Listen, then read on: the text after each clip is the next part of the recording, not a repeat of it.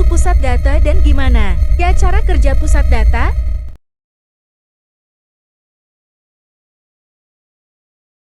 Pusat data adalah fasilitas yang digunakan untuk menyimpan dan mengelola data perusahaan atau layanan digital, seperti media sosial, game, atau layanan cloud.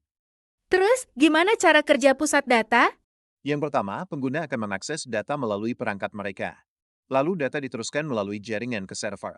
Dan server akan memproses permintaan pengguna, lalu data yang diminta akan dikirim kembali ke perangkat pengguna. Jika masih bingung, coba kita menggunakan analogi yang lebih sederhana.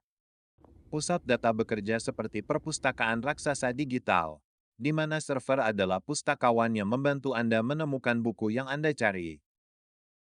Apa aja ya jenis-jenis pusat data? Yang pertama, ada pusat data perusahaan atau enterprise data center. Pusat data jenis ini dimiliki, dikelola, dan digunakan oleh suatu organisasi atau perusahaan untuk kebutuhan internalnya. Kemudian ada pusat data cloud atau cloud data center. Pusat data ini dikelola oleh penyedia layanan cloud. Pengguna hanya menyewa layanan tanpa perlu membangun atau mengelola infrastruktur. Dan yang terakhir, ada pusat data collection atau collection data center.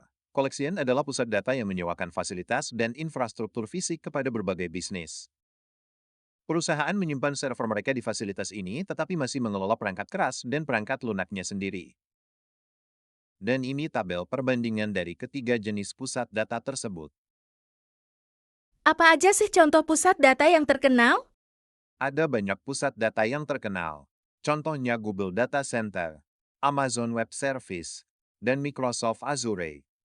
Jadi kesimpulan dari video kali ini, pusat data adalah infrastruktur penting yang menjadi tulang punggung bagi penyimpanan, pengelolaan, dan pemrosesan data. Cukup untuk video kali ini. Jangan lupa like dan subscribe jika kamu suka video ini.